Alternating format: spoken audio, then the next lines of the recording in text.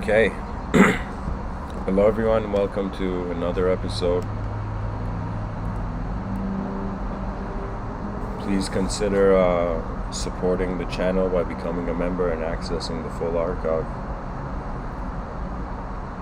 I would like to begin speaking about a title. The title of today's episode is actually a tribute. There are two gentlemen who I feel are very important figures when it comes to the history of human communication, especially in modern times. And one of those gentlemen is called Terence McKenna, and the other is called Manly P. Hall. And these human beings have, you can say, performed incredible feats of communication in their lifetime.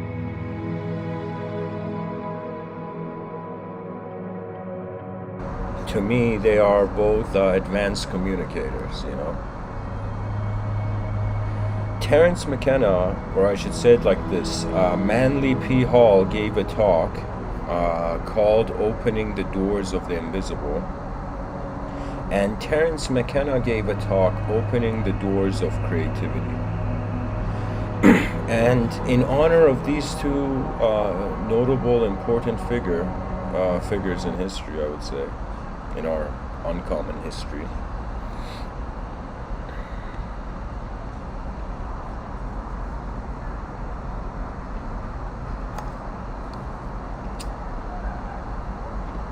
I wanted to speak about how to open the doors, about opening the doors to the inner realms. Manly P. Hall called it the invisible, Terence McKenna called it creativity. What I have in this lifetime understood, and if there's anything similar to a door that can be opened,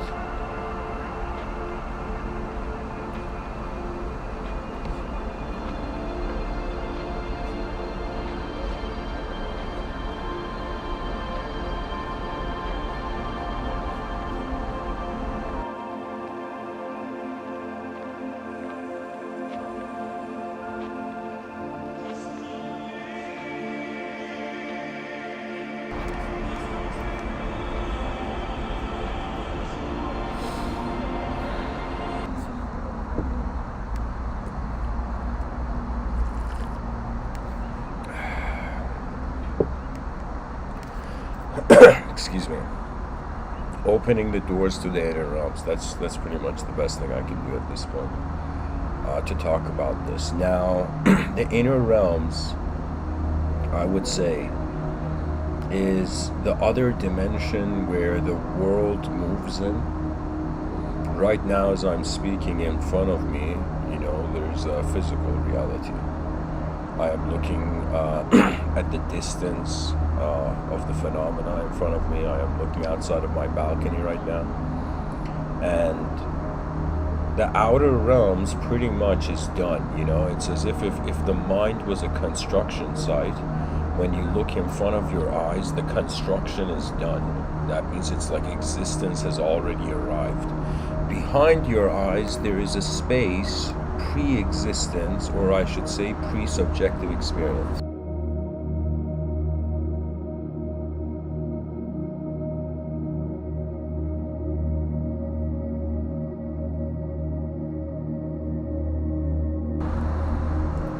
Every voice tends to have its own audience, usually.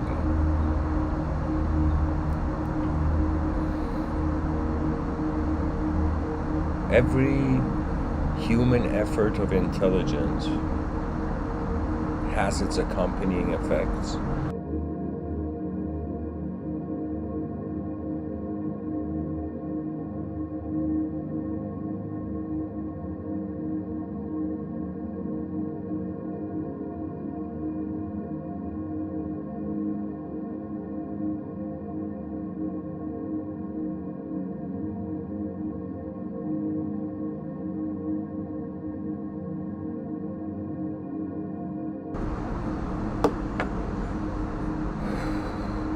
In front of our eyes,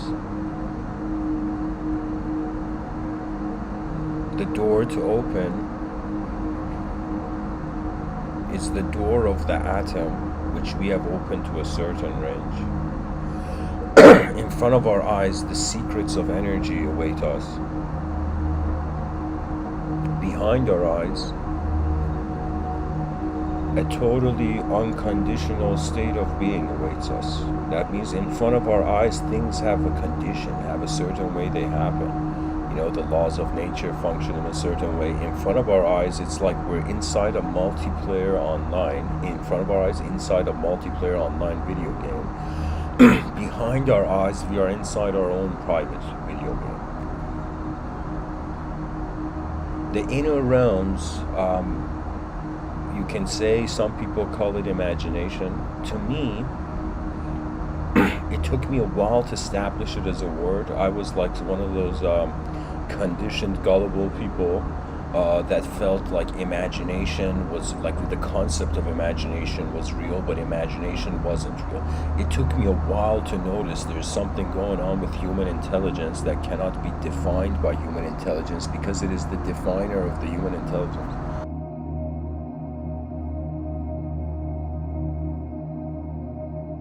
What that means is, behind our eyes, it's not just that there is an inner realm or opening the door to the inner realm. We are our mind space, right? And so it's a very interesting time. I think I'm very privileged and blessed to be able to speak at this time in history. Simply because I am speaking to a human audience with a non-human origin. And when I say non-human origin, I'm not talking about, like, fantasy themes. I'm not talking about fictional, like we're all aliens or we're all, gods in hiding or all of this. I'm not talking about that. I'm talking about in the sense that for the first time, an invisible position of attention requires to be accepted without form. That means, really, like a lot of mystics, they say the person needs to get a glimpse of their inner, they don't say it like this, but they say a glimpse of the divine.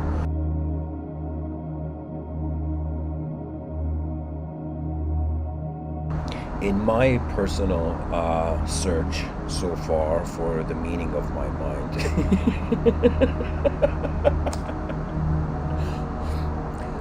sorry guys, I'm laughing because the mind's not an object, and I was looking for a while.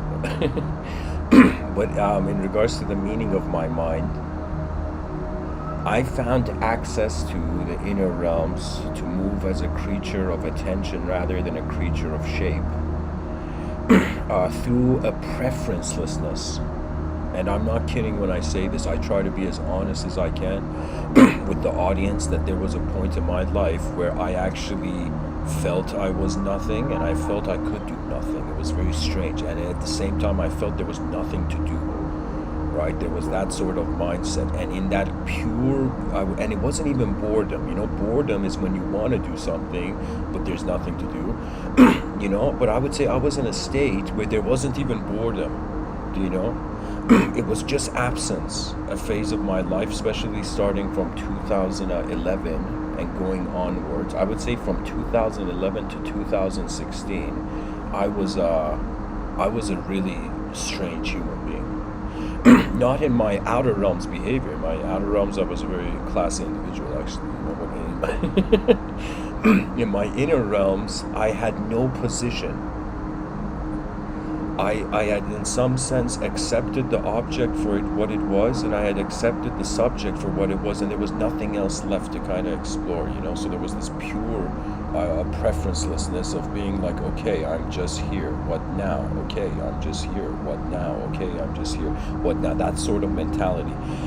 And believe it or not, I have this theory that there's actually a lot of intelligence on this planet beyond humanism, but this intelligence is waiting to see if we notice it.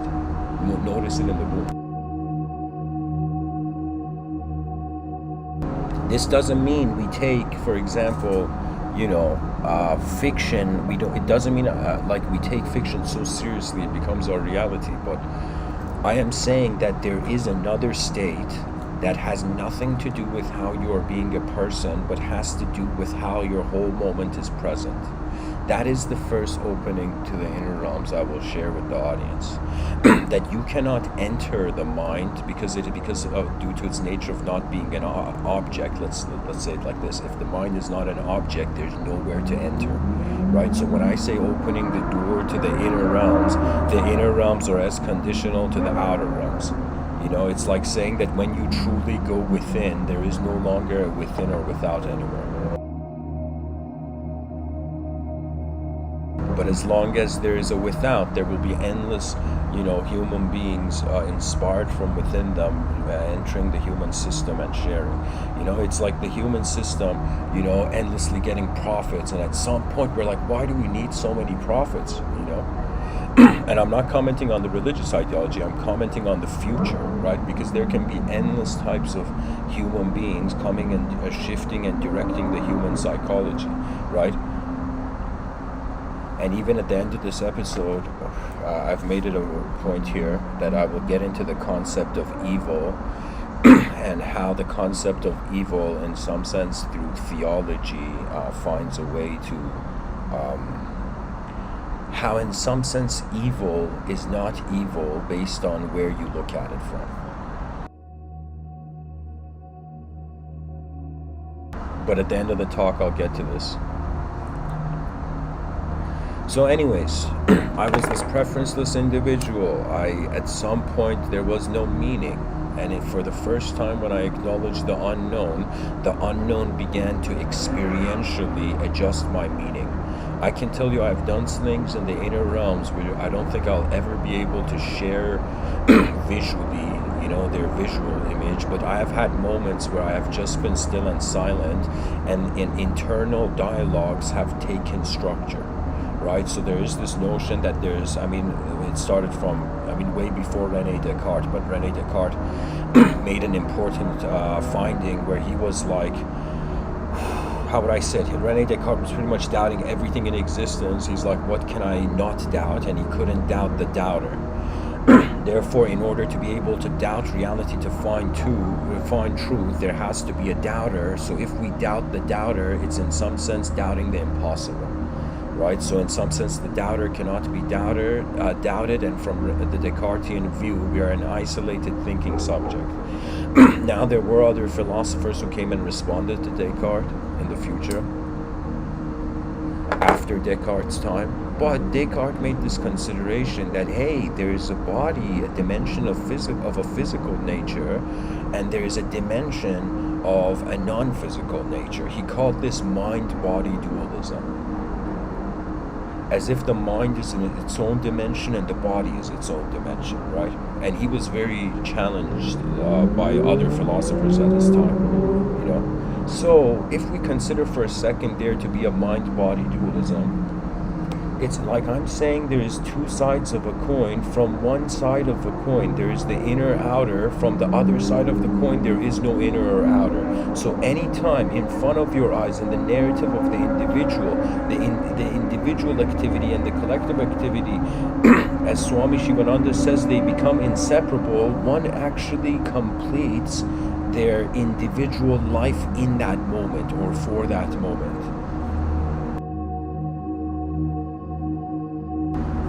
There's some, you can say, sadhus, truth seekers, who they feel they have to go through some next level training, and then at the end of it, they're going to be like enlightened. And there's some people who recognize that the element of the attitude of renunciation can happen instantaneously. That means maybe somebody has to go do something for so long, and eventually they can let go of something, and there are people who can instantly let go, right? So imagine everybody's holding a coffee cup in their hand, and enlightenment means you let go of the coffee cup. Some people, it takes them 10 years to let go of the coffee cup. Others, it takes them instantly, they can let go of the coffee cup. And in order to truly experience the inner realms, we have to find a relationship in the moment where experience is not being disturbed by ideology. Now, let me tell you something interesting in regards to what I'm doing in these talks that I feel has not been done before as an approach, to the metaphysical nature of reality. So you see, there's this idea in yogic thought and Vedic thought and in mystical thought where they're pretty much saying if you stop moving, totally if in stillness and silence there is an unchanging truth. That's pretty much, I would say, ancient wisdom traditions were trying to keep alive that idea.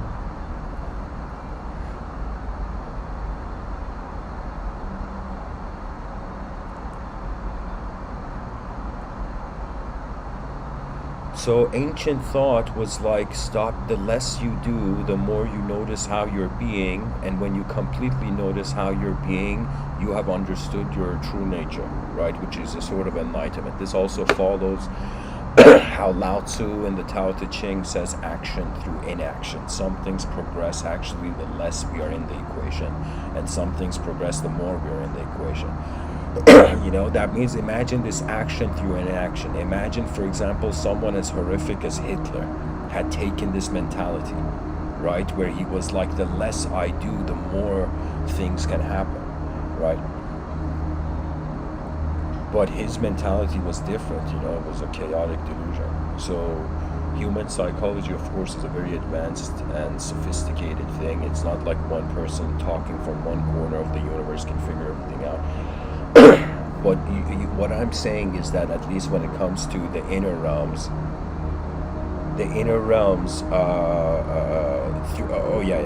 this is what I was saying. I was saying that ancient traditions, they took the path of stillness and silence.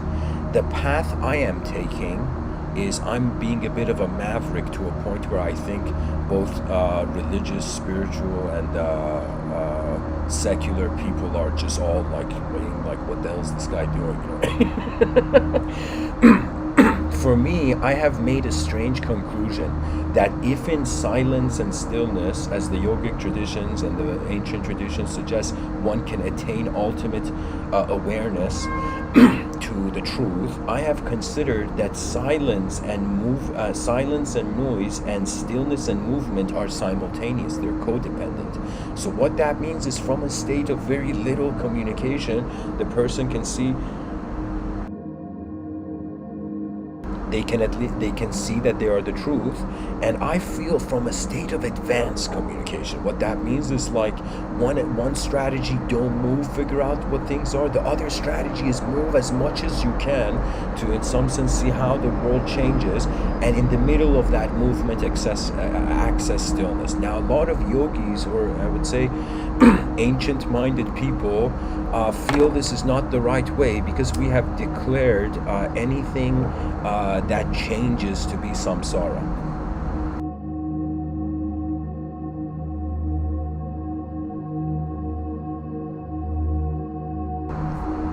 In ancient times, they were like, oh my God, the world is an illusion. Nobody touch it. Nobody touch the illusion. Nobody get attached to the material universe that is temporary when we're this, unconditional consciousness. That was the attitude before. Now the attitude is fear nothing and advance, right? There are human beings who they question their own ability, and by questioning their own ability, they never get to see it. But then there are human beings who question why there is an absence of their ability, and they get to always see their ability.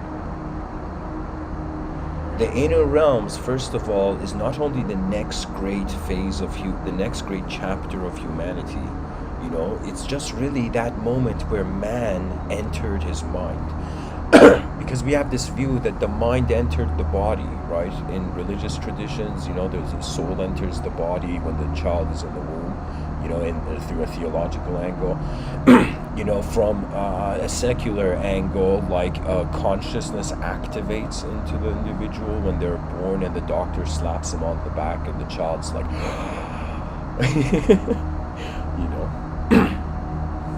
So consciousness, of course, it's an activity. And some people, it was believe that their consciousness was active before birth, and really they actually reach a point where they can't believe anything. They can only know through direct experiential awareness. Anyways, to keep going with this. In front of your eyes, you need a physical vehicle, which we hopefully have a body. I'm not talking to an audience right now that is just invisible space.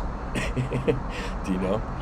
Can you imagine somebody talking in an empty room, and then a person comes in and is like, hey man, who are you talking to? And he's like, I'm talking to all the disembodied consciousness, bro.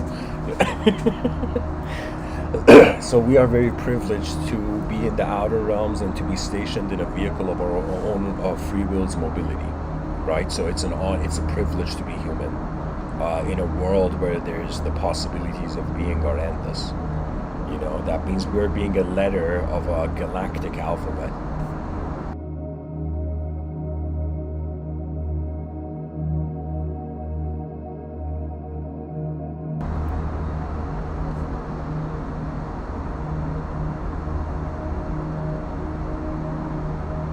In the inner realms, the driver is the vehicle. That means when you drive something, the vehicle is separate from the driver. But in the inner realms, by the whim, by the instant shift of your attention, reality can animate. It's as instantaneous as somebody saying, imagine a whale flying between skyscrapers. You know? Your imagination can instantly provide it there, but there is no whale flying between skyscrapers. You see? It's an experiential thing. Pretty much, we thought we were an object, and then we think this object is a subject to itself, but in actuality, it's an unknown. It's like we are a moment of being. The moment of being is watching as an unknown totality, you know, and what's in the moment of being is being a temporary, you know, fragment of reality, if I can say.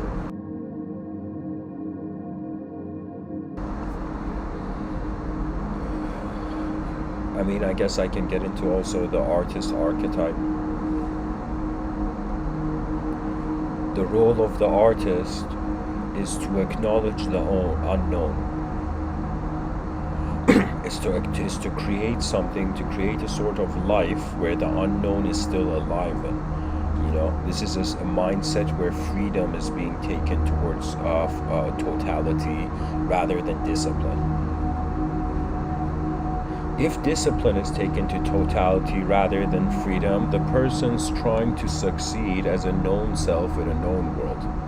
Because discipline is a systematic approach, a repetitive and systematic approach.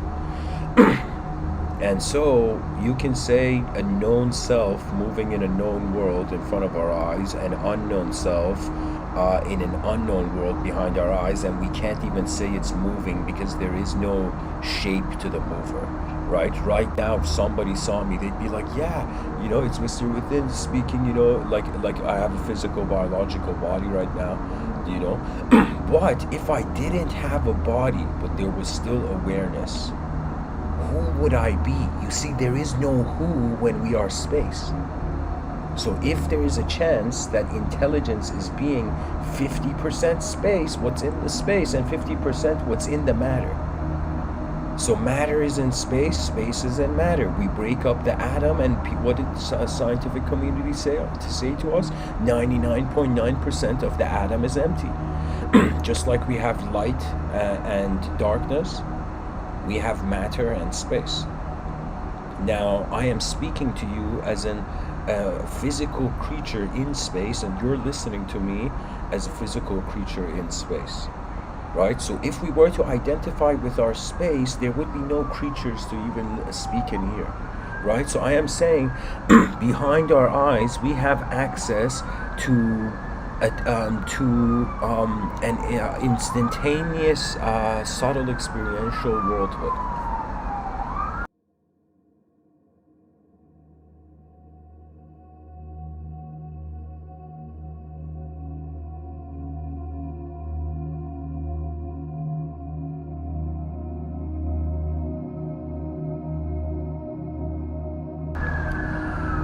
I managed to open the doors to my inner realms. I would say through the self-inquiry that I realized I don't know who is looking through my eyes. I seriously don't know. And that was the biggest inspiration. That means if somebody tells you to do something like an enlightened guru, you'd be like, I like this guy, but I don't know if I should do it. You know, but if something where you see you have no choice You see, when we realize existence has nothing else to do other than to explore the dimensions of its conscious experience.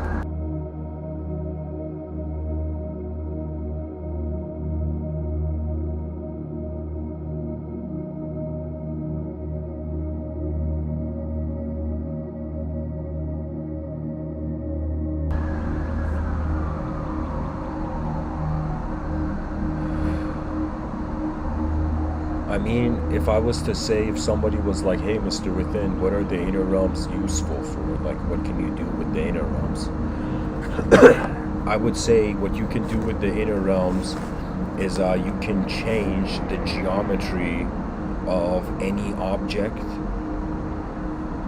You can change the color of any object. I can't tell you how many times throughout the day I look at objects and my mind fathoms them to be like a version of them to be a different color.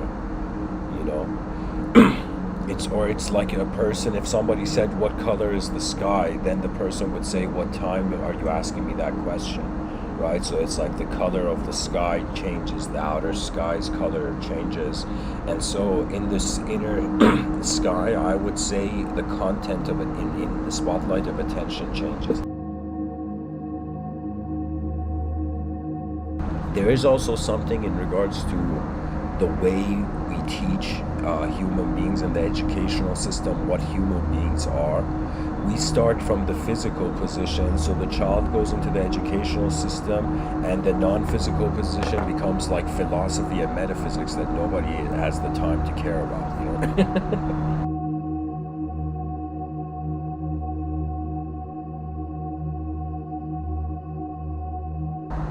You know, it's like the educational system doesn't know what the mind is, so it has developed the educational system, the curriculum, so that students never need to ask what their mind is. They just use it with whatever way they're being instructed, you know? Back in the day, people would rebel, you know? Now, we don't need outer rebellion, we need inner rebellion. Dawn Fisher says, can your inner realms be interrupted by others? Can your inner realms be interrupted by others?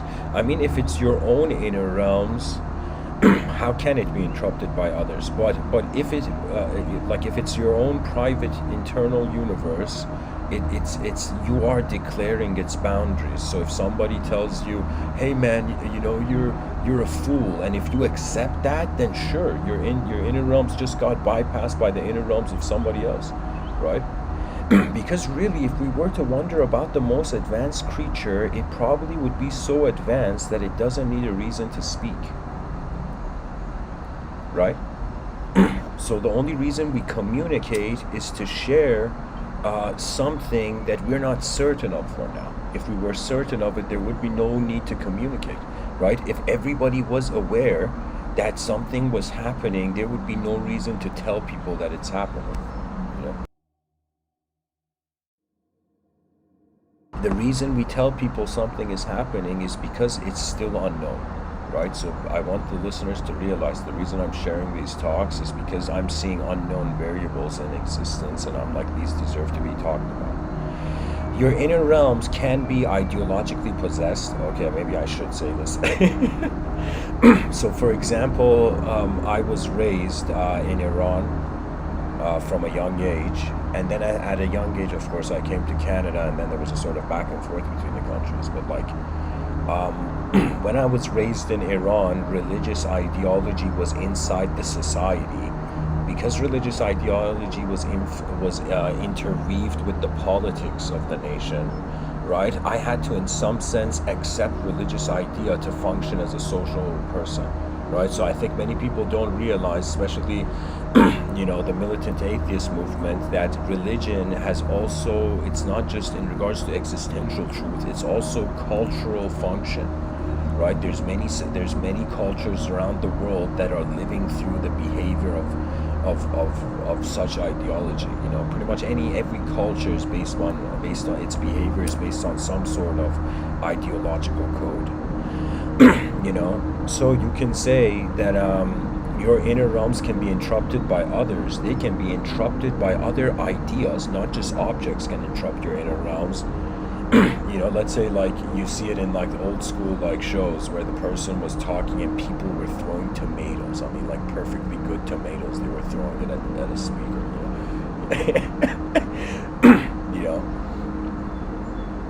So sure, from the outer realms, your inner realms can be interrupted. Even just by someone saying something, your inner realms can be interrupted. Even by reading something, your inner realms can be interrupted.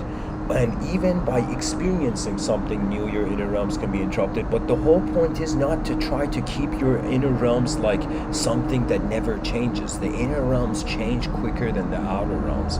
What that means is I'm that guy saying, hey, our minds are moving faster than our bodies. That's why we feel we are in control of our bodies. So one should not fear the content. It's like image, right? It's like in front of your eyes, the world is like a film we're watching. And then while we're watching the film of the world, simultaneously, there is an inner film overlaid on the world. That means objects are contained as subjects in the human experience. So if you are attached to your subject, and like if you think you're a certain subject and somebody comes and says, hey, you're not this subject, of course you will feel your inner realms are being invaded, right? But the idea is not to think the inner realms has a shape. The key idea is, because the mind is not an object, to try to seek an object is the fallacy. So the question, can your inner realms be interrupted? It is an object that is interrupted, because how can something that's not physical be interrupted? Like there can be that approach as well, But an incredible question, really incredible question. If you're alone, if you're a solipsist, that means you feel your mind is the only universe. You're convinced by your inner realms more than your outer realms. Then it's pretty much like your inner realms can't be interrupted because you are poetically the origin of them. So if you choose to be interrupted, your inner realms get interrupted. If you choose not to get interrupted, how can your inner realms get interrupted?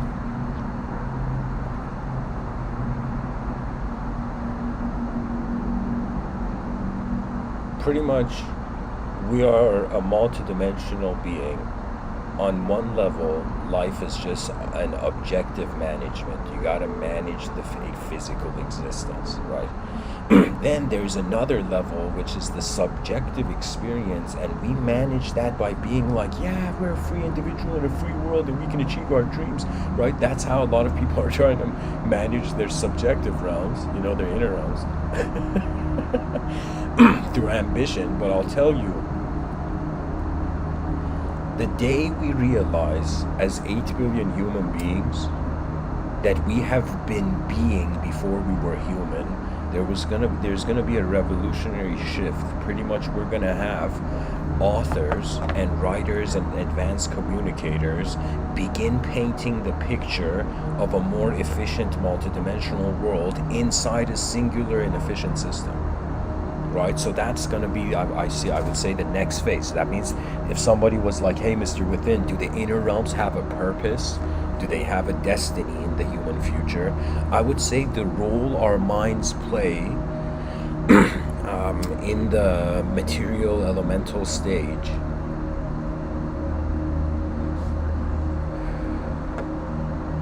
is we are scribes or translators of experience into shape.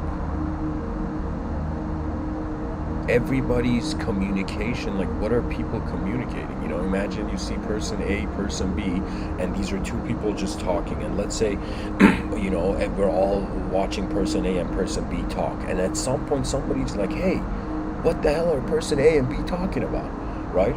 And that's when we see, because we all start from our own inner universe, because we're all different, because our DNA and design and cultural conditioning, and epigenetical factors of influence are different,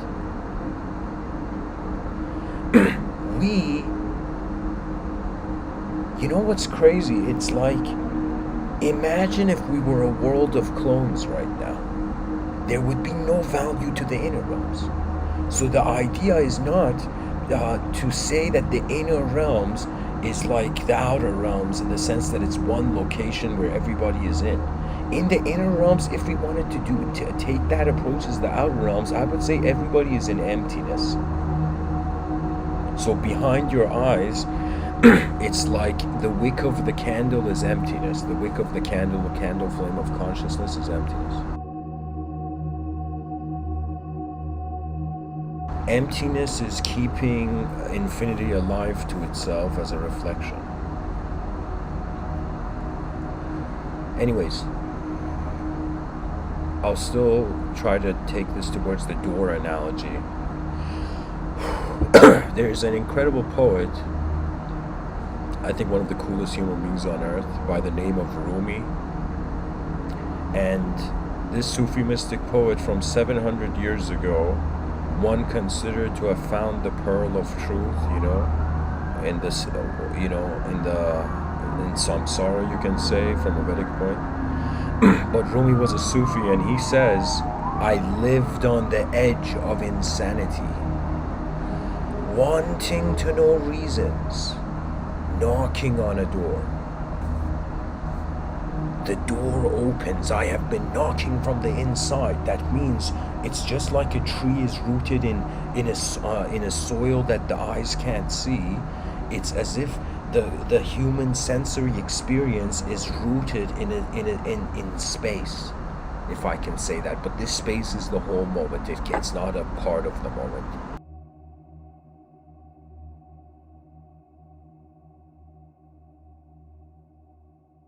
I have reached a point where I treat my inner realms also as a co-pilot. That means there are moments in life where I come to moments where I'm like, okay, I don't have the capability to go forth in this moment. And what does one do when they don't have access to a solution to a problem? They still trust the problem and cautiously engage. Right? Because trust, it can become experientially unconditional to form. Right? A person can move as an intelligence that is not just measuring the physical value of reality, and its non-physical value is a verb. So physics is a noun, philosophy is a verb. Philosophy is interested in verbs,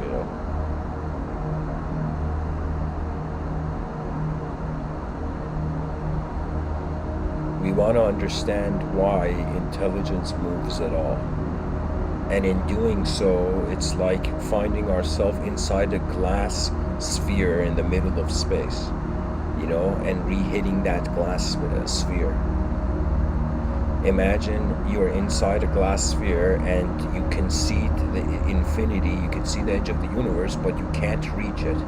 So man's glass sphere, and that glass sphere, I would say, is the egoic construct, right? There was this really cool way of seeing things in yoga, in a certain school of thought of yoga, where the yogi, the enlightened guru, somebody was like, show me God, and the enlightened guru's like, okay. And the person's like, okay, you're going to show me God? He's like, yeah, I'll show you God. And the person, and then the yogi, the enlightened guru, looks at the disciple and says, can you notice your ego? And the disciple's like, yeah, I can notice how I'm being an ideal of self right now. And then the enlightened guru asks the disciple, what is moving the ego? And for the first time, the human psyche has to be like, oh my God, I have been living as a thought from the beginning of my life. What has been moving this? Right? That mystery finds you, and then you understand why the inner realms matter. Because they are the roots of the logical tree that we see when it comes to sensory life. What that means is the roots of the tree are direct experience, the branches of the tree are indirect ideology. And from a state of accepting indirect ideology as truth, man is becoming more and more fine-tuned as an experiential movement, right? Because one, there will be 100% in the future. I'll give it maybe like 10 to 20 years. There will be philosophers who will arise. I mean, 10 to 20 years is kind of early, but let's say in the future there will be a wave of philosophers that just begin trying to fathom if the human sensory perception can be considered as stuff. That means if light is entering our eyes, and how the brain is happening is being perception, how the brain is happening is being what the light is when we receive it through our nerves. And aside from that, just take this in. There is creaturehood on this planet, guys. Am I the only one very astonished by this? Am I the only one astonished that from a pure elemental periodic table level of reality, do you know, there has arose formations of bodies and separatism on the earth. That means the earth has created something that wants to escape it. Do you see how fascinating that idea of the nature of design is? And alongside of having visions for the outer realms, the one that is looking at the outer realms is the unknown within. So there's a way where I can say I am a known entity in an unknown world, and I'm moving in this unknown world, or I can tell you I am an unknown intelligence moving through a known reality as an unknown, in a known reality, but ultimately in an unknown world, right? It all depends. That means I would say you can categorize all human beings, their philosophies, through just two branches of thought: knowism and unknowism. Right now, if I was to take a global survey and be like, how many people listening right now feel that what is looking out through their eyes is known or unknown, that would be not only one of the greatest remarkable moments in history, but it would also be it would also be a moment where we will realize that human intelligence is divided between those who trust the beyond and those who don't, those who are explorers and those who are settlers. To me, the scientist is a settler state of consciousness. You want to endlessly settle down things, you know. But the philosopher is an explorer. That means philosophers should be rewarded for the questions they ask, you know, and the scientific mind is, of course, automatically rewarded for the questions and answers.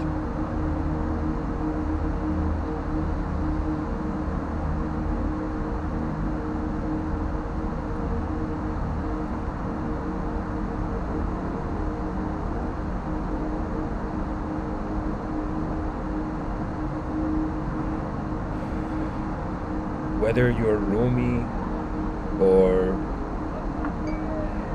even Aldous Huxley, where he says there are things known and things unknown, and in between are the doors of perception, like it's simultaneous. Your concept of the external is simultaneous with the concept of the internal. This is ideologically, but experientially, the internal and the external are the same. That means that at some point the person's like, whatever belief I have about my body is happening as my mind. You know, it's like the person realizes that it's like non-fiction is held in fiction. When you realize this, that everything is man-made and language is just a mirror where we placed our truth in front of it. You know, you can say believing in language as the ultimate status of reality is like thinking that the clothing of someone is them. Language at best is a technology, right? Any other context it's given is unhealthy. I'm telling you, if language, the concept of language had a spirit behind it, that spirit would agree with me. Because if it is treated as a technology, emotions don't shift information to their own storyline.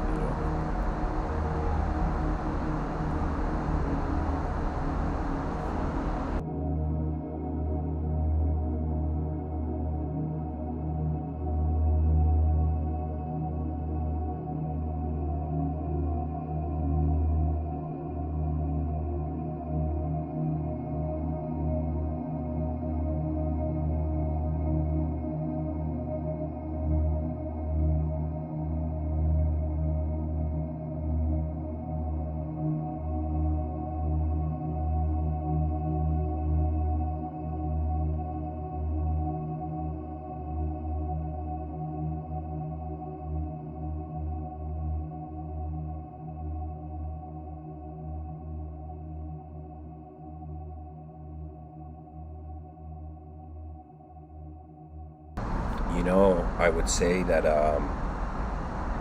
the human species doesn't have, like, even though we think portal technology is only exclusive to like video game fiction, but I will tell you that we have actually gone through so many portals as a species. And these portals were the phases of our evolution. So think of first us being underneath water. There's this idea that the biology of your eyes, the eye developed underwater. When the creature was underwater, the water was kind of filtering the intensity of the sun's ray, and the smallest cells managed to adjust to the light particles, that waved at them.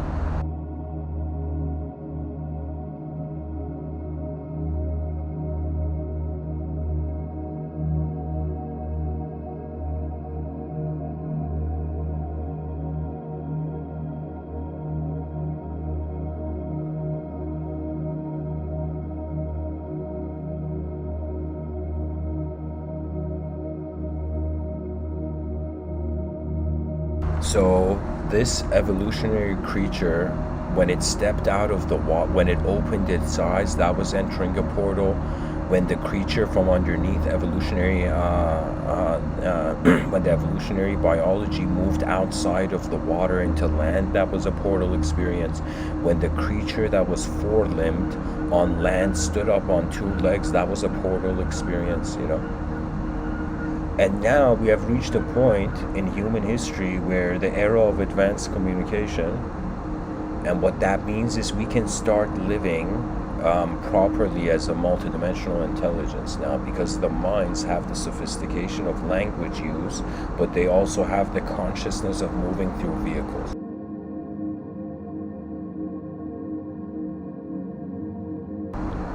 That means if 8 billion anybody who understands how a car works, not how a car works, but understands how a transport vehicle functions, like, that's enough to advance civilization.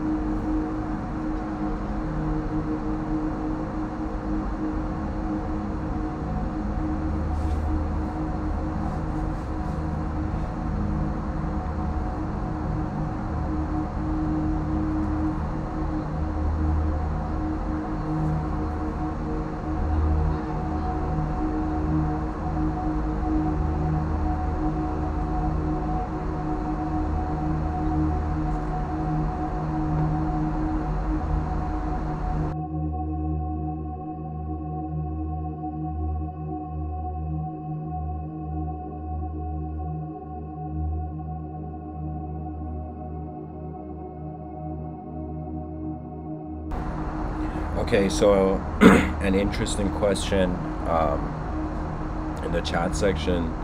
Don F says, what would you share an experience you had opening a door? So just take into mind, so let me finish what I was saying before. I'm just saying human beings go through a portal-like experience, and this portal-like experience is pretty much how the universe is changing, and we're consciously changing with it. So if I was to share an experience I had opening a door, in 2013, I was like the most Tibetan Buddhist Persian guy, and I had a sort of New Ageian relationship with the logos and my intuition.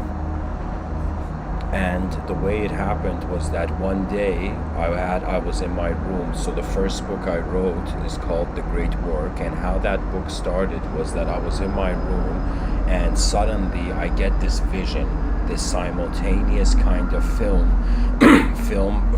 preview in my inner realm. So imagine I'm just in my room, and suddenly the whole moment stops, and I see this inner realm film preview, right? And in that inner realms, I see this giant rock in space, and I see this giant rock in space break.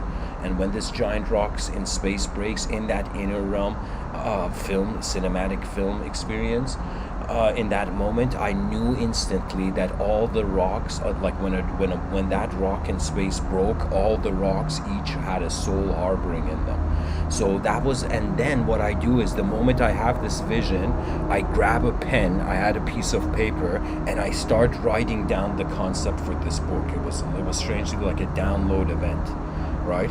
And for the first time, I'm talking about how the inanimate can harbor consciousness as a vessel. And I write this strange book, and this is a phase where I was not a writer. I would say, when it comes to, if I was to tell you how I entered, the communication universe, is that it found me.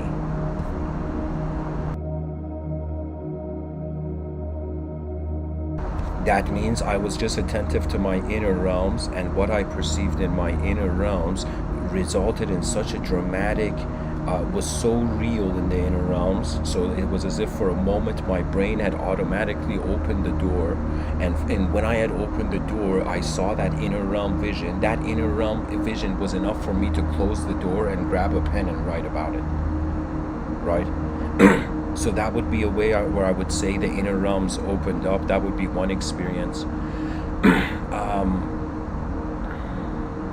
Let me see if I can think of other ones. There's been many. I'll tell you when it first happened. The first time I heard like a sentence of poetry with my inner ear.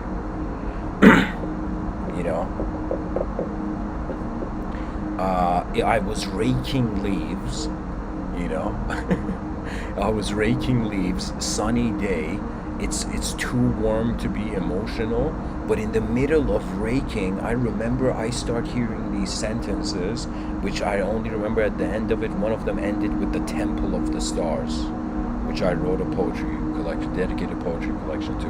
But that was the first moment where midway raking leaves on a sunny day, I started hearing sentences, and I would say rhythms, right? Because there is something about poetry that is just different than just writing, where poetry is actually writing a rhythm, right? And of course there's different types of poetry. Like there's haiku, where the person's just freaking out and saying exactly what they're seeing, like the breeze passed by, the sun went down. Do you see what I mean? Like that's the haiku mentality. But then there's a sort of poetry that is forgetting everything, kind of like that scene from that golf movie where the golf player just for a second, all the audience and everybody becomes invisible, and it's just the golf player and the hole where he needs to get the ball in, right?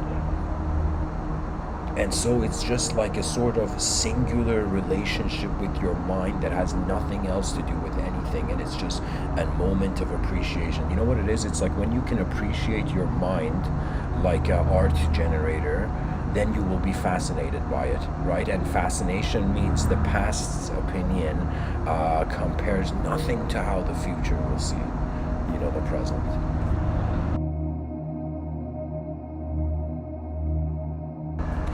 Another experience, I would say, I'll tell you another experience. I was in UK, Birmingham in 2014.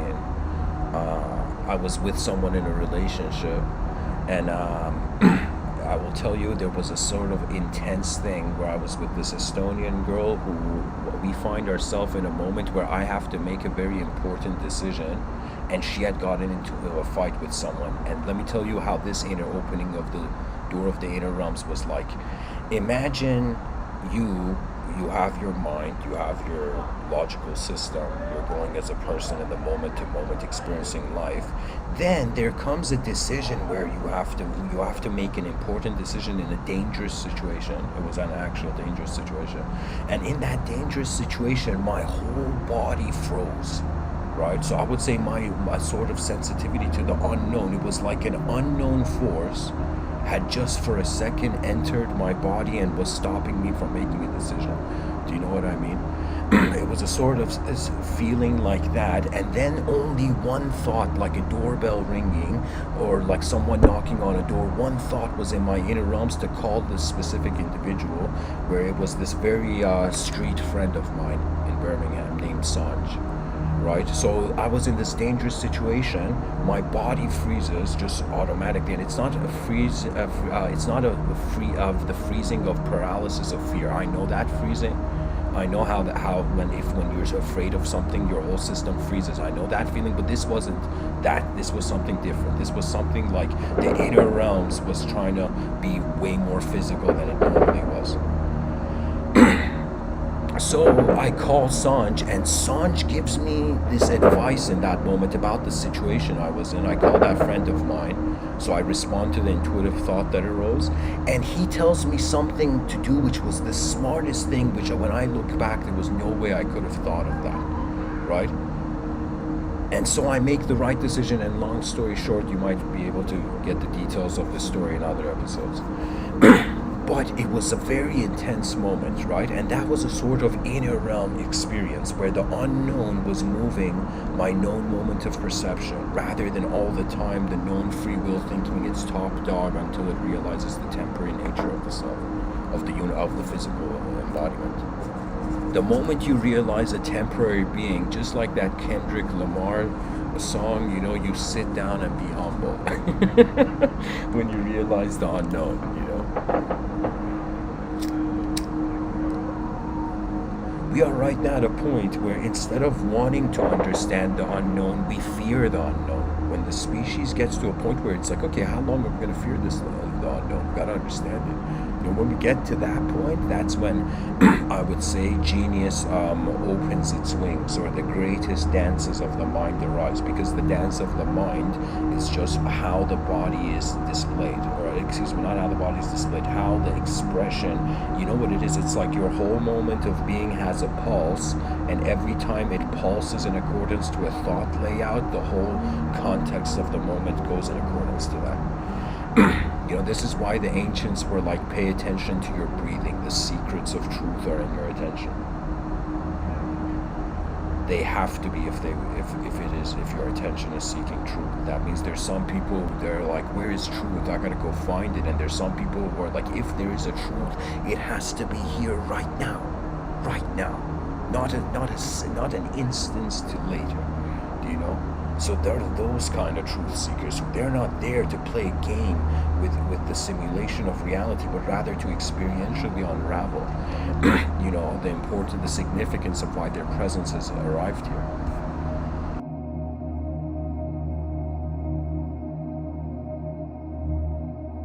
Another experience I'll tell you I've had with opening the doors, this one is a very unique one. There was a time where the logos, this is again in the time frame of 2012 to 14.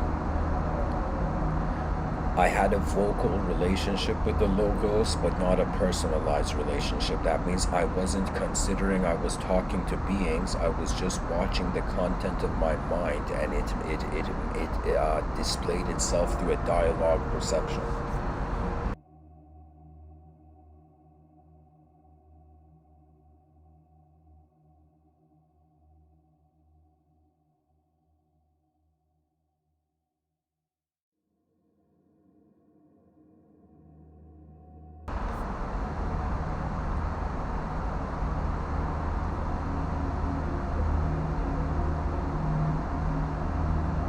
Our eyes are hidden gates to a paradise that is collective in nature.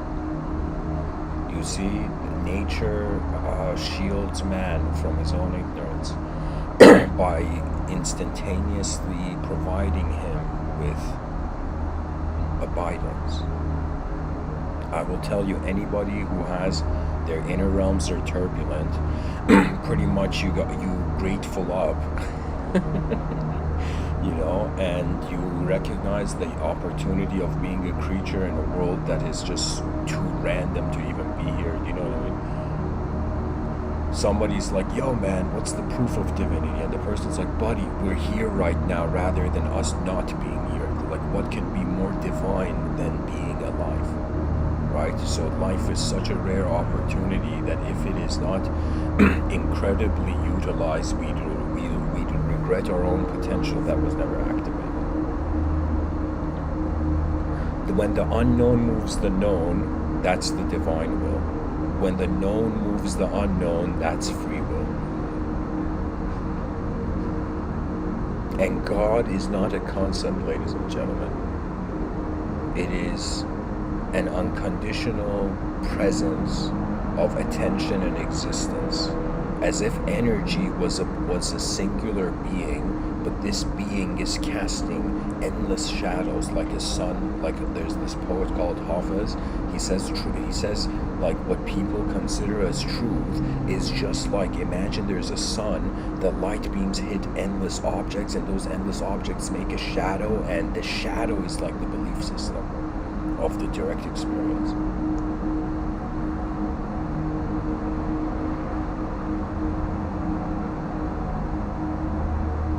Because we are so much more multidimensional than ever I can speak about, that's why, guys, I have a sort of approach where I'm like, everything should be talked about because nobody knows anything. And get this, no body knows anything.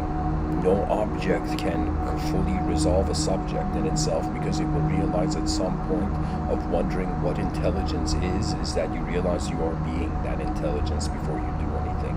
And when you are being not something, but you are being presence, I don't know how to say it. It's like, even though I'm here and like I have an embodiment and I have a name and psychology and a background and memory and all this, right, and visualization, but I'll tell you, everything that I am is like a moment that's holding everything I'm seeing. So the singularity of the moment frees me from being a dualistic ego in some sense. And when I'm not in duality, I can perceive the unknown move the known. But if I'm in duality, I will always doubt what I perceive. So believe it or not, if you want to understand the unknown, you got to do it through the unknown self. If you want to understand the known, you got to do it through a known self. So to fully activate the inner realms, the human being has to be like, all right, I've lived a life so far where I've stumbled in the outer realms, but what could the inner realms be? And what and from your own authentic exploration of meaning, you access your true karma, and when you go seeking truth, you find what you need, right? But unless there's honesty, truth seeking is kind of like a mask work for the time being. Because honesty means you're ready to level up. But if a person is dishonest, that means they're not ready to level up from the simulation.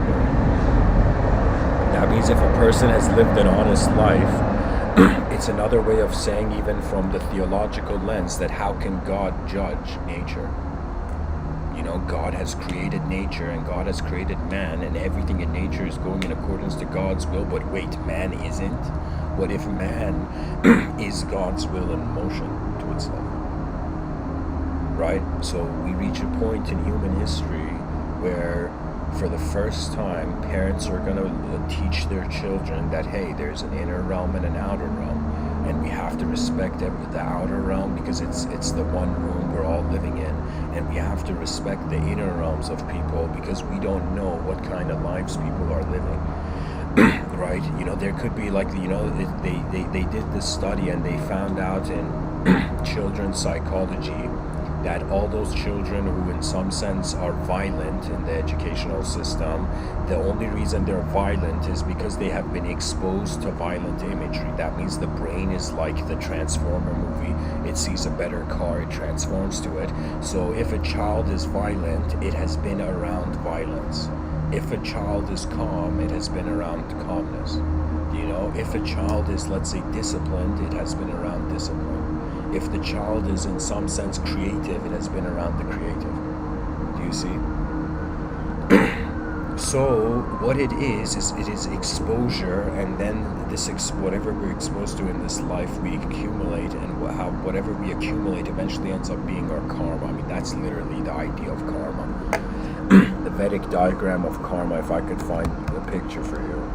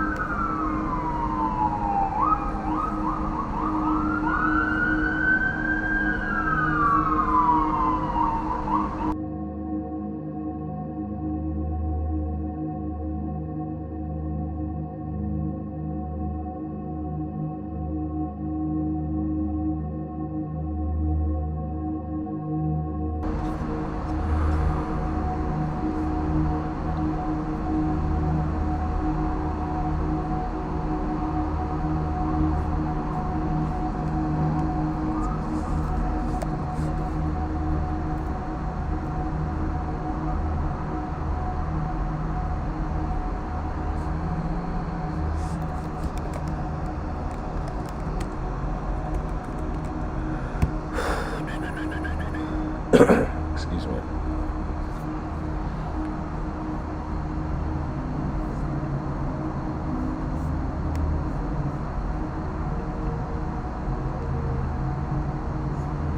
Okay, I'm still looking for the diagram, guys, but what karma is karma is perceived in Vedic thought as an ocean of information, and from this ocean, the waves of that information are the incarnation of the person. So right now, I am the tip of an iceberg of a giant information-based landscape. And that is what the personality is. That means even if someone's like, yo, what is my past life? You're wondering about the past life of a tip of an iceberg. That means it's like an unknown event, and we're wondering, what do we know about it? And it's like whatever conclusion we make, the unknown remains. Anyways, I found something. Maybe I'll share this.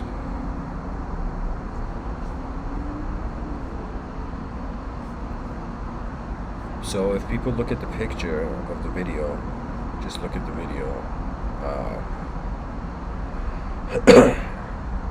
you will notice that the speaker is coughing. No, I'm joking.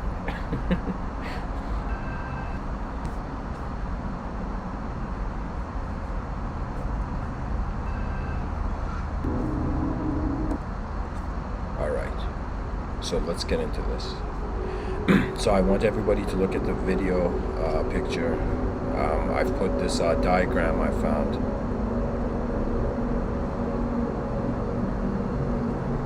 So this is comparing Hinduism and Buddhism.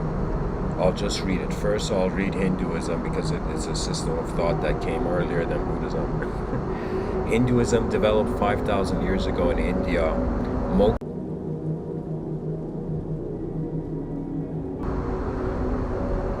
So guys, I'll read it again. The stream disconnected. So in Hindu thought, in accordance to this diagram, Hinduism developed 5,000 years ago in India. Moksha is the concept of enlightenment. It says moksha takes more than one life to reach. Hinduism is a religion. I would say in India, they don't see Hinduism as a religion, but anyways. Then there's the concept of karma. I mean, I should read these parallel to each other. So Hinduism developed 5,000 years ago in India. Buddhism was like, it doesn't say here, but I think Buddhism was 2,500 years ago, maybe.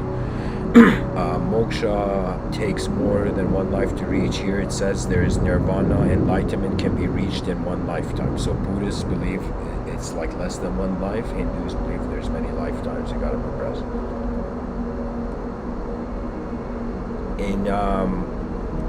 In Buddhism, we have the Four Noble Truths. The first, life is the process of suffering.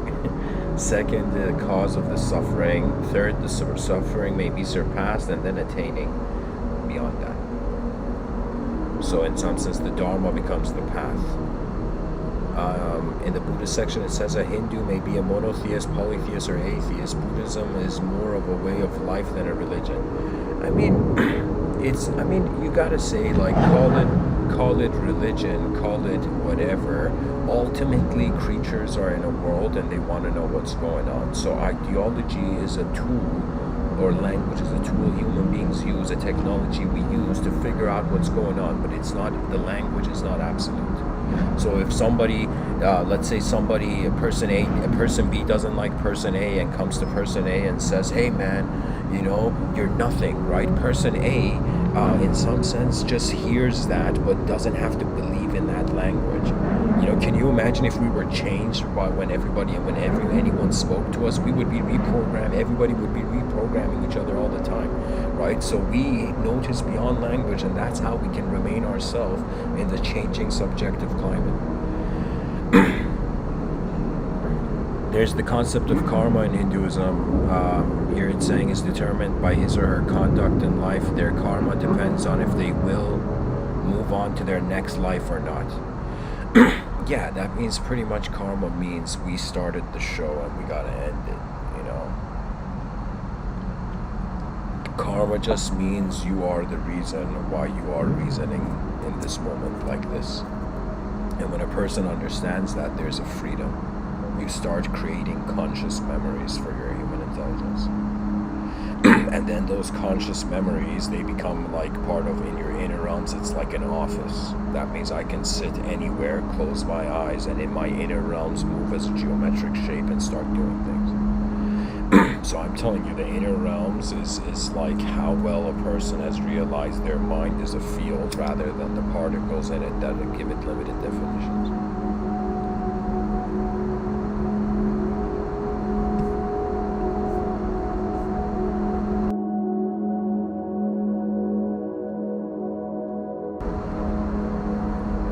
I don't know how good this diagram is, but I'll just keep reading it. So there's the caste system. That's pretty heavy. I don't want to get into. There's a huge social dimension to that one. The one episode I'll dedicate to that problem. There's Dharma. I would say, okay, guys, let me find a better diagram. There's something off with this diagram, actually. It's like the audience deserves better, you know.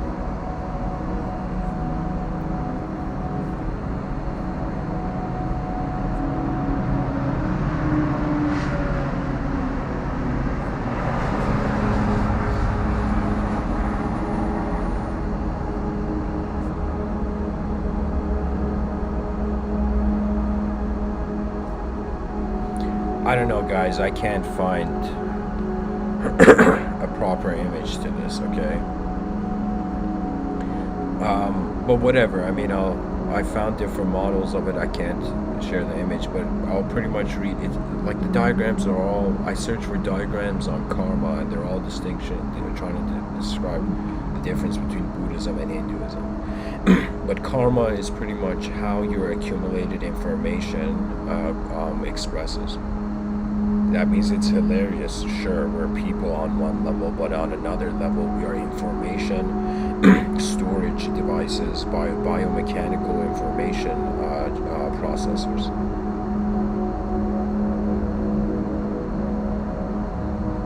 And ultimately, human beings, both in Buddhism and Hinduism, they entertain that physical reality is a simulation. So people have to be, a lot of people in the New Age community don't ask this question, but they gotta be like, wait a minute.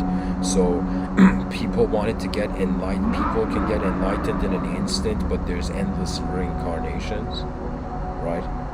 It's like this strange scenario where you're on this treadmill and any moment you can get off the treadmill. Karma is the treadmill. The sensory perception is the treadmill. Now, the ways to get off the treadmill is you actually finish your jog and then you get off the treadmill. You know when you're done and you get off the treadmill, or you freak out that you're on a treadmill and you instantly get off it, right? That instantaneously getting off it is really for those people who their suffering percentage is above 50. That means if you're a human being that is in some dimension of your life, there is an extreme unpleasantness, your approach is either to change your view, or to in some sense change the scenario, or to accept the scenario until it changes.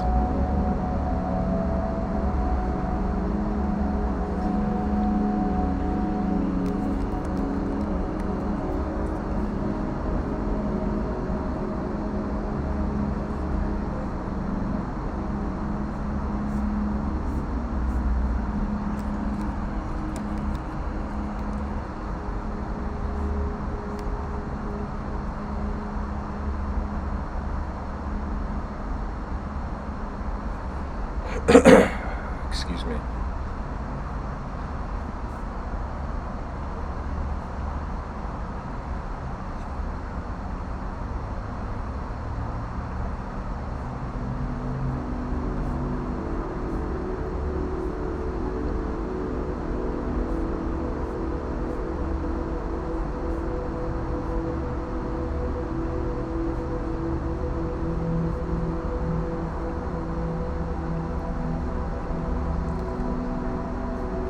Okay, guys, I found a picture. I mean, it's not an advanced picture, but I mean, it's better than nothing here. I'll share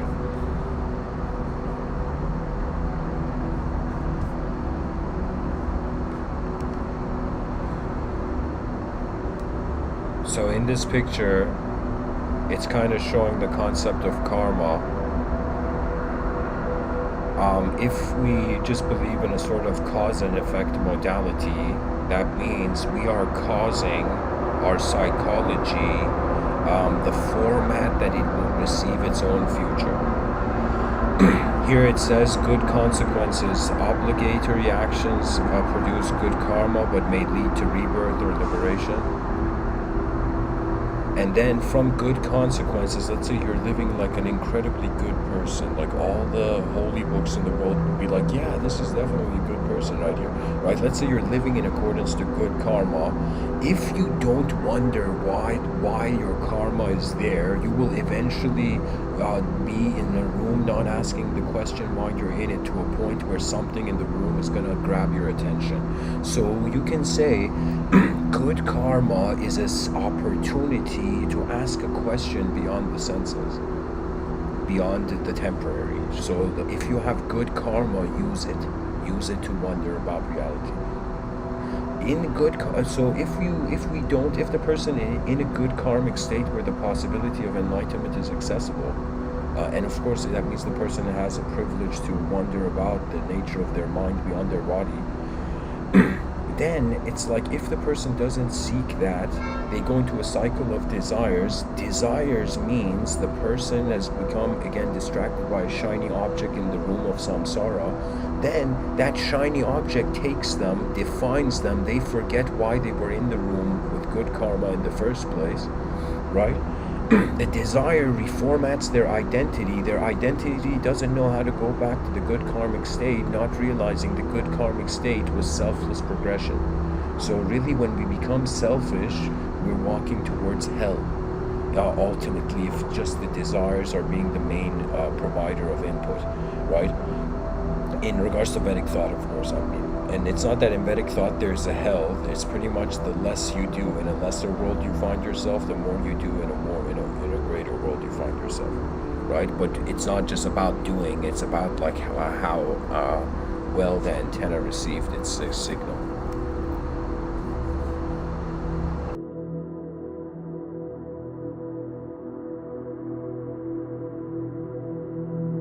You know, there's a very unique story from the Buddha. I'll share this. And pretty much, guys, to end this chart, bad consequences are like unnecessary circumstances that keep us looped. Hell is a loop. That means you're kind of stuck in your mismanagement of your own existential experience. And then rebirth is really the whole transformation experience. Even if you go see, for example, Alcoholics Anonymous or various other associations that are trying to care for the chemical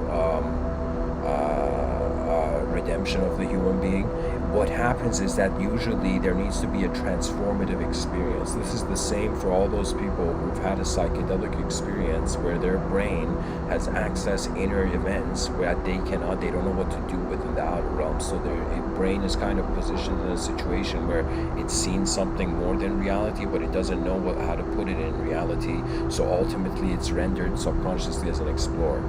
Right? So that's why there's transformation through rebirth. That means it's like if hell is the bird turning into ashes, then the phoenix in some sense rises from the ashes, you know, and consciousness, it reaches a point where it nullifies and then it resets, right? So if you don't do anything in this life, it's not that life doesn't happen, life goes forth, but if you really do nothing and be nothing, you reset your cycle of you reset your consciousness, but again it's rebirth based. But if in this lifetime you live in a certain way where it's like the particles in an intelligent field suddenly realize they're the field cannot die. So when you realize there's a dehumanized state of how energy and attention, how energy is being conscious of itself, or energy is being aware of itself regardless of its circumstance, then you in some sense are freed from at least physical, not I would say it from, you're freed from physical and objective and subjective rebirth. But the rebirth of like the 7 levels of heaven up to the final station where God, it's like only when you are standing in God's room it's like when there's no rebirth in the Vedic thought, I would say, because the highest level and the highest loka in Vedic thought is Brahma Loka. And Brahma Loka is a state where the person no longer reincarnates. That means you have graduated from cause and effect modalities of existential perception. But these are being shared as an idea, really, you know.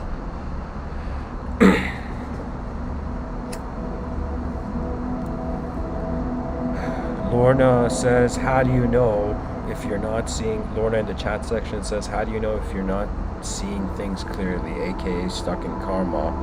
What if your nothing seems like something and you don't know you're being nothing? You can't know your being unless there's a light in the room, first of all. So being is like nothing doesn't mean nothing and emptiness are something completely different. Nothing means there could be intelligence there, but there is no form, there is no thing, right? But emptiness means there was never a relationship with form from the beginning. So, okay, here, I'll go into the first question. How do you know if you're not seeing things clearly? First of all, it's a giant unknown universe. You can never be certain. There is 8 billion points of view on one point of view, and there's one point of view, which in some sense the 8 billion points of view can get inspired to readjust. So I would say, rather than us being like, how can we be sure where we are, I'm saying let's first ask the question, what approach do we need to be sure that we know where we are? Right? And that approach means wherever you are in the space-time continuum, you have to locate yourself to yourself.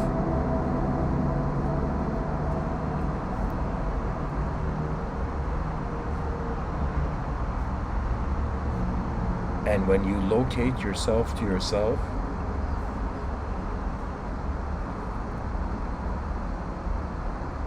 it means you start with your primary discrimination of the world. That means your eyes have opened, you're seeing, and before you have an idea of who is seeing or what you're seeing, there has to be a decision made and an axiology presented. That means you put the world on an axis and then you engage it. Right? So for me, my axis was just one physical world, you know, and then in 2011 I noticed that there's something else going on, right? So to me, my axiology is inner realm, outer realm. Every moment has an inner realm component, every moment has an outer realm component. So this means you need to discriminate between your inner realms and outer realms, and in order to honor all the materialists on the planet, we say that the outer realms is an object through an absolutist angle, a known object, right? And in order to honor all the immaterialists on the planet, we say that the inner realms is an unknown subjective movement, is an unknown subject. So I would say it's pretty much, if you can discriminate what is an object and what is a subject, you can know what is there, right? And sometimes a person can test their inner space by not doing anything and seeing what moves. Then they'll know what they are moving and what is moving to them, right? That means if you are moving and you want to know what's moving, you can never tell, right? But if you stand still and watch your mind, you will know what it does when you don't try anything, right? That's pretty much an opportunity the free will has. You know, like our intelligence as creatures is so fascinating that our memory means that we remember our walk in this life. We have been there with ourselves in every moment.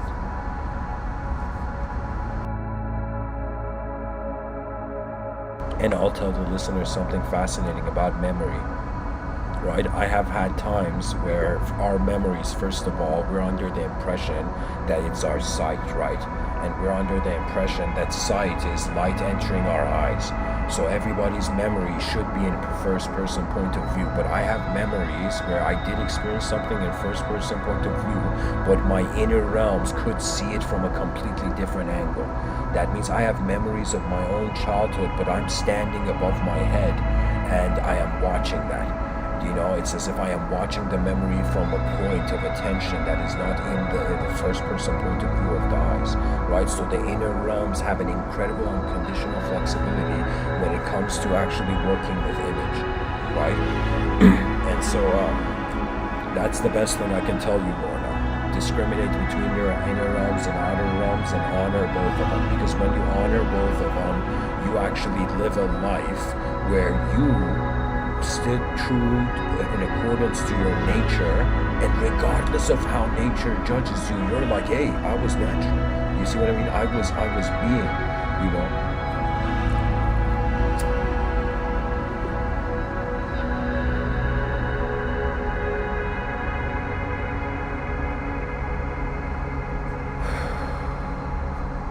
Anyways, thank you for the questions.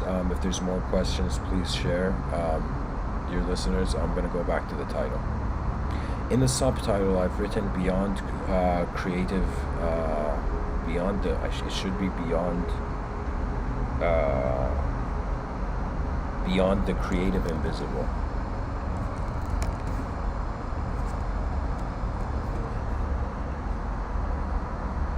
So beyond the creative invisible is, again, I told you at the beginning, this is a tribute to Terence McKenna and Manly P. Hall, who to me, they were advanced communicators who had heard the calling of the evolution of the species beyond itself, and so they were contributing, I would say Terence McKenna was a technology protector. Manly P. Hall was was in some sense a technology bringer. And Mr.Within is that guy who just wants to build sky cities.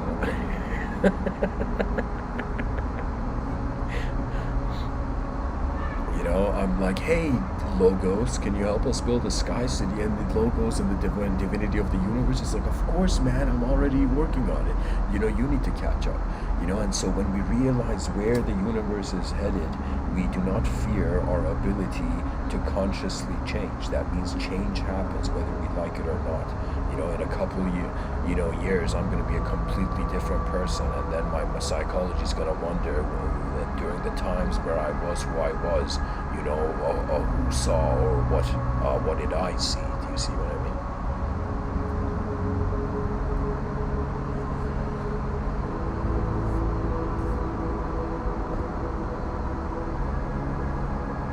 There will be, the cool thing is that when a species at some point, just let's say more than like 1% of a species, or I should say more than 10% of a species can perceive an advanced civilization, then the idea is ingrained in the collective field. Then what's going to happen is that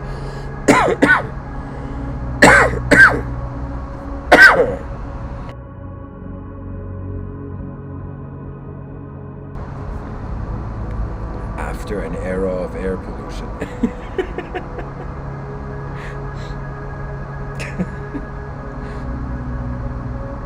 What's going to happen is that the songs of an advanced civilization will start to be heard. People are going to start hearing that. And then their inner realms will have purpose. We are inventors of our own future, are we not? And we are also the users and the pilots and the drivers and the pilots of the vehicles of our consciousness. In my inner realms, I can move as a geometric phenomenon in the same way that the body, it has a geometry, but it's a changing geometry. So everybody actually has an indirect comfort with the geometrical realism.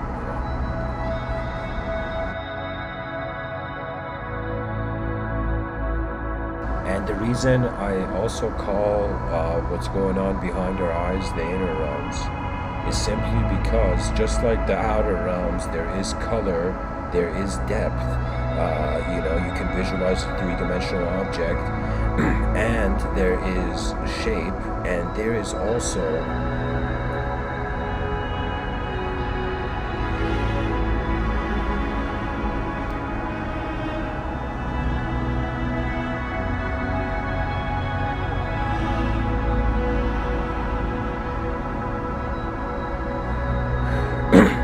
presence of an intelligent universe at once.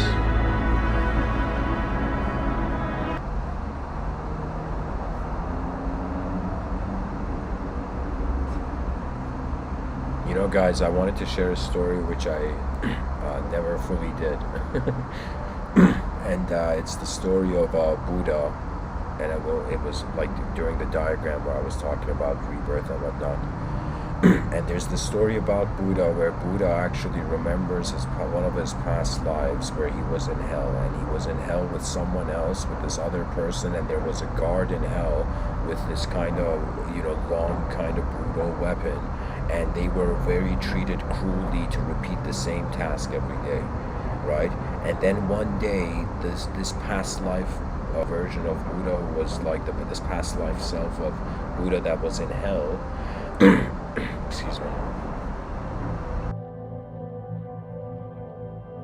One day, the guard in hell, hits the other person in a very cruel way, as he usually does. And Buddha looks at the guard in hell and says, "Hey, why do you have to hit him? You can just tell him," something like that, And the moment Buddha says this, the guard gets his weapon in like, this is Buddha's past life memory of himself in hell, and the guard in hell gets his weapon and stabs Buddha right into the heart, right? And Buddha dies on the spot, and his next lifetime he incarnates as a human being.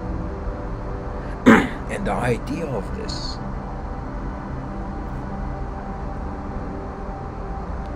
the value of the story is the suggestion that when we experientially attain a greater sphere of responsibility, we actually update our, realm, our experience of reality.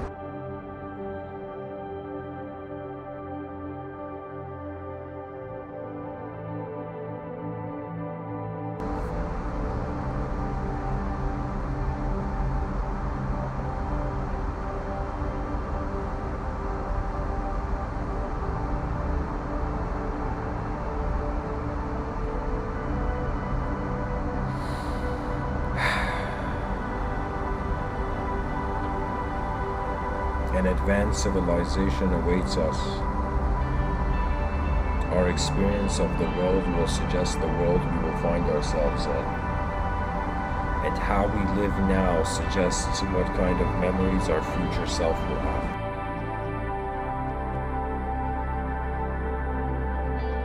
And to experience the collective efficient vision of a species that has opened up to its multidimensionality and accepted the multidimensional nature of experience.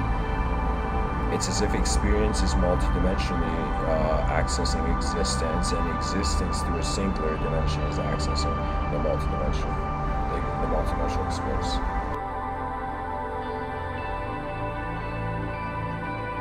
The doors of the inner realms are open the moment the person asks the question, "Who am I?" And the moment you meet the unknown.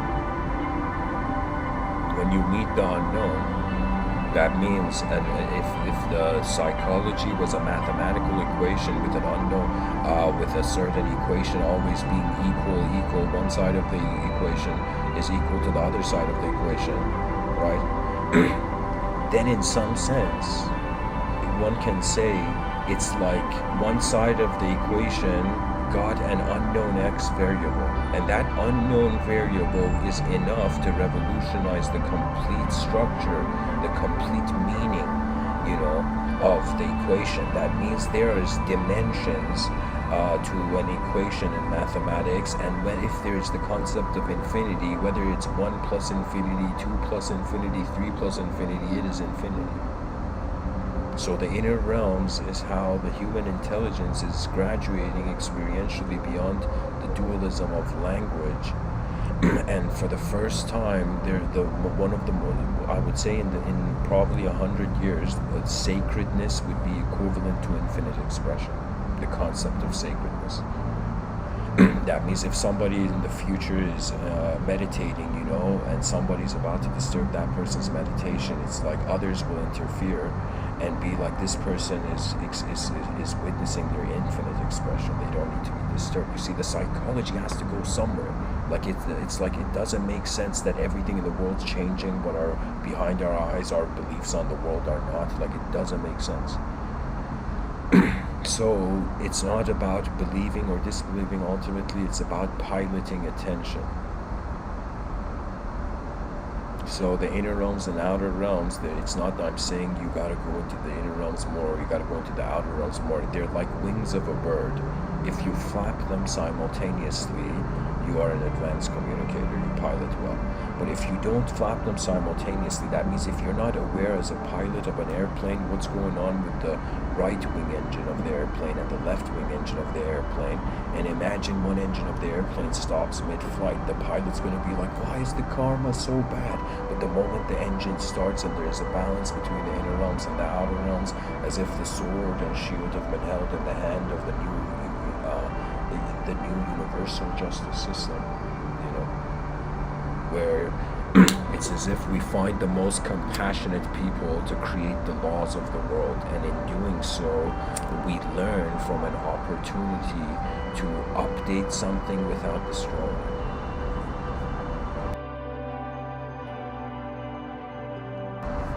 Like literally we're living as a mind, which means there in every person on this planet is harboring a hidden world.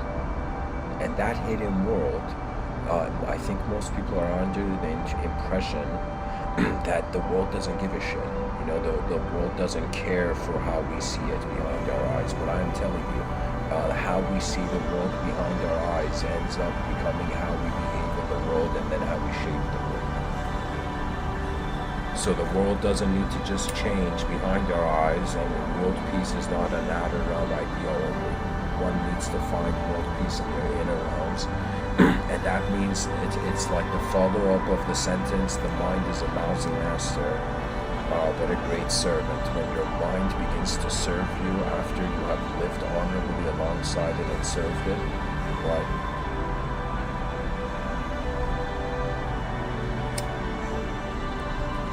God is the inconceivable, unknown attraction towards the endless new.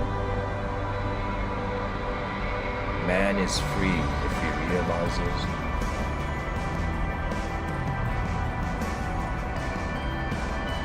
that his eyes are the yours.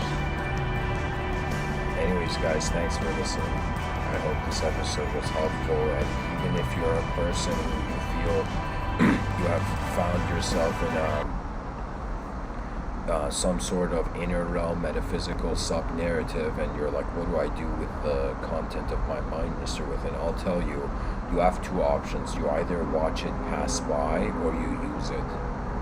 So you use your inner realms. Like right now, me giving this podcast, I'm using my inner realms to function as a sort of mental entity in the realm, But if a person, but I could totally have been like, nah, I don't need to say anything today,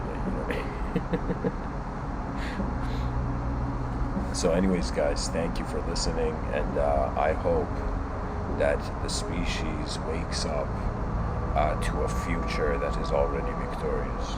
Much blessings and lights.